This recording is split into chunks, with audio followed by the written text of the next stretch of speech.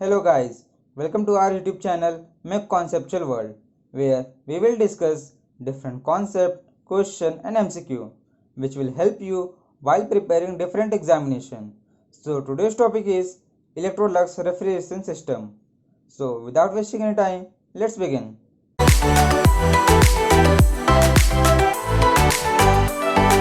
यहाँ पे मैं इलेक्ट्रोलक्स रेफ्रिजरेशन सिस्टम को डिस्कस करूँगा which is a type of vapour absorption refrigeration system.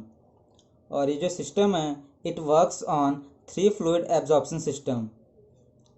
और जो पहला फ्लूइड है वो क्या है NH3 मतलब अमोनिया। जो अमोनिया है वो उसको एज अ रेफ्रिजरेंट यूज़ किया जाता है जो कि हीट एक्सट्रैक्ट करता है और कूलिंग इफेक्ट प्रोड्यूस करता है। दूसरा वाटर, जो वाटर है इसको एज एब्जॉर्बेंट के रूप में यूज़ किया जाता है। जो वाटर है इसकी हाई कैपेसिटी होती है अमोनिया को एब्जॉर्ब करने की, तो इसलिए इसको एब्जॉर्बेंट के रूप में यूज़ किया जाता है।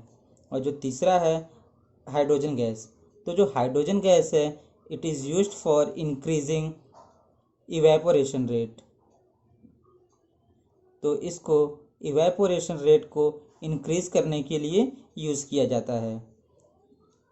और जो ये इलेक्ट्रोलक्स रेफ्रिजरेशन सिस्टम है इसमें कोई भी पंप का यूज़ नहीं किया जाता, तो जिसकी वजह से जो पूरा सिस्टम है इसमें कोई भी मूविंग पार्ट प्रेजेंट नहीं होता और जो सिस्टम है ये मेरा नॉइज़ फ्री होता है। तो जो सिस्टम है इसमें पंप और कंप्रेसर का यूज़ नहीं किया जाता, तो जो टोटल प्रेशर है it is same through out the system. तो जो पूरे सिस्टम में जो मेरा प्रेशर है वो सेम होता है, लेकिन जो इवेपोरेटर है वहाँ पे लो टेम्परेचर मेंटेन करना पड़ता है, जिसके लिए जो रेफ्रिजरेंट का प्रेशर है वो भी लो होना चाहिए। लेकिन जो पूरा सिस्टम है उसका प्रेशर तो सेम होगा, इसलिए टोटल प्रेशर को मेंटेन करने के लिए यहाँ पे हाइड्रोजन गैस को सप्लाई करते हैं, जिसकी वजह से जो टोटल प्रेशर होता है पूरे सिस्टम में सेम होता है और जो रेफ्रिजरेंट है उसका प्रेशर लो हो जाता है। तो इसकी वजह से जो रेफ्रिजरेटिंग इफेक्ट है वो प्रोड्यूस होता है। तो हम यहाँ डिस्कस करेंगे कि क्यों मैंने हाइड्रोजन गैस यहाँ पे यूज़ किया। तो जो मेरा डाल्टन्स लॉ है वो क्या होता है, it is the sum of partial pressure of both the gas, मतलब जो NH3 है उसका पार्शियल प्रेशर प्लस जो हाइड्रोजन गैस है उसका पार्शियल प्रेशर, दोनों के प्रेशर को ऐड करेंगे तो टोटल प्रेशर होता है।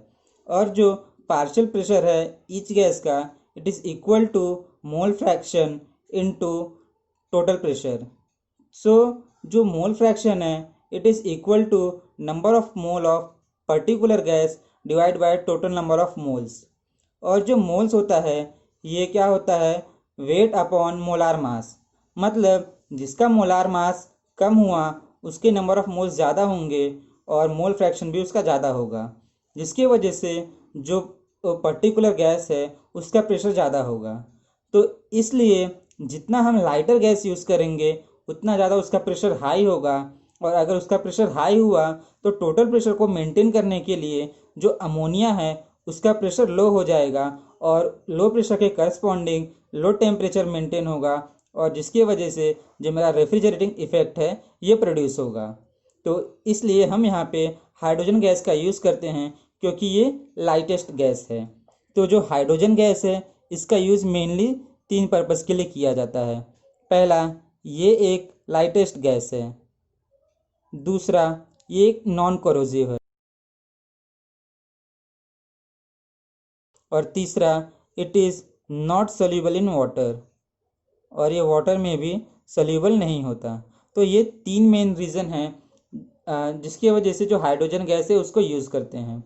तो जो कंडेंसर है, मतलब जब मेरा रेफ्रिजरेंट कंडेंसर से बाहर निकला तो उस टाइम पे जो टोटल प्रेशर है वो क्या होता है, vapour pressure of pure NH3।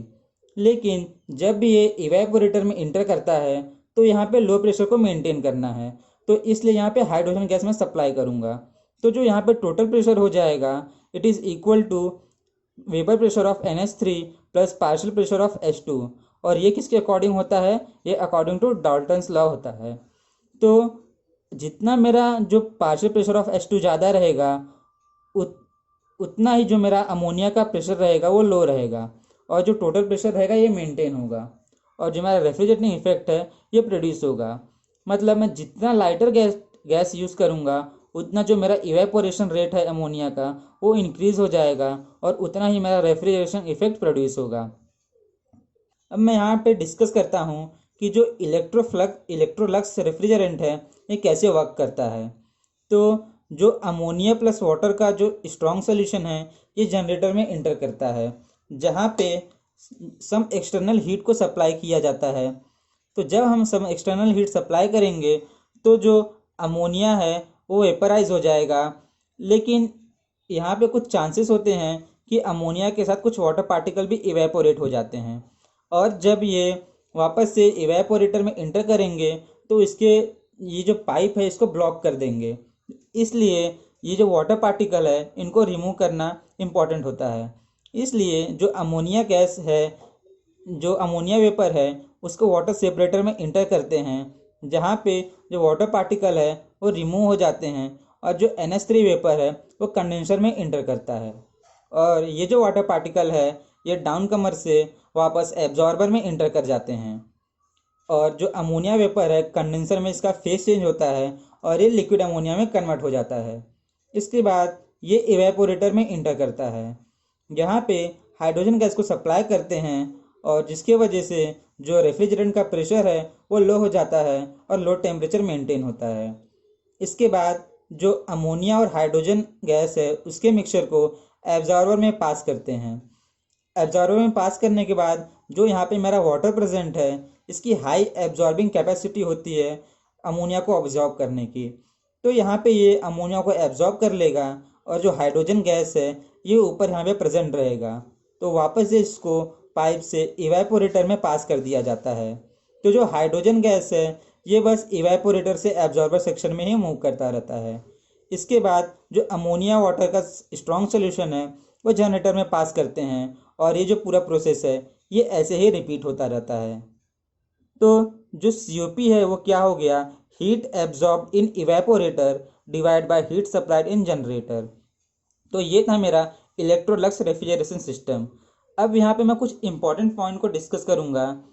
जो ये मेरा पूरा कंप्लीट साइकिल है it is carried out by gravity flow of the refrigerant.